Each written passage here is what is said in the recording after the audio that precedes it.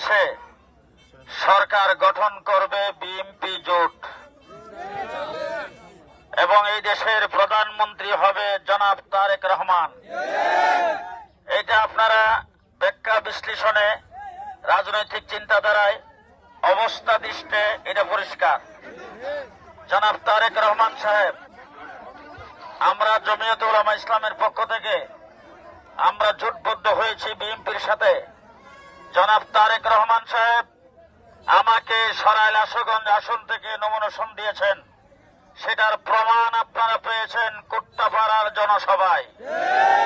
তিনি আমার হাতে খেজুর গাছ উঠায় আপনাদেরকে প্রমাণ দিয়ে গেছেন এবং তিনি বলেছেন দানিশ শীষের পক্ষ নিন, খেজুর গাছে ভোট দেন।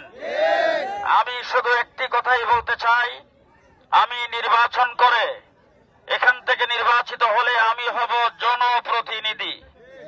জন মানি আপনারা, প্রতিনিধি মানি আমি।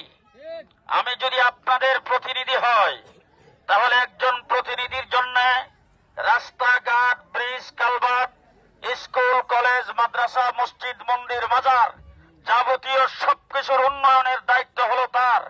সুতরাং যদি প্রধানমন্ত্রী হয় তারেক রহমান আর আমি যদি ওনার অধীনে এমপি হই, উন্নয়নের গণজোয়ার সৃষ্টি হবে আপনাদের এলাকায় ইনশাআল্লাহ।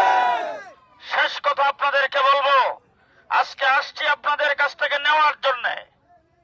কি নেওয়ার জন্য আসছি? ভোট আপনাদের কাছ থেকে নেওয়ার জন্য আসছি। 12 তারিখের পরে নির্বাচিত হয়ে আপনাদেরকে দেওয়ার জন্য আসবো ইনশাআল্লাহ। তখন আপনাদের কি দরকার একটা একটা করে জেনে জেনে আমার এই সমস্ত নেতৃবৃন্দকে সাথে নিয়ে আমি আপনাদের মুখে হাসি ফুটাইবার চেষ্টা করব।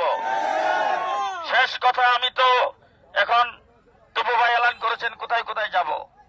আমি একজন প্রার্থী হিসাবে আপনাদের প্রত্যেকের বাড়িতে যাওয়া দরকার ছিল, প্রত্যেক মা বোনদেরকে যা সালাম দেওয়া দরকার ছিল, প্রত্যেক ভোটারের কাছে যাওয়া দরকার ছিল, কিন্তু সময়ের অভাবে সেই কাজটুকু আমি করতে পারছি না।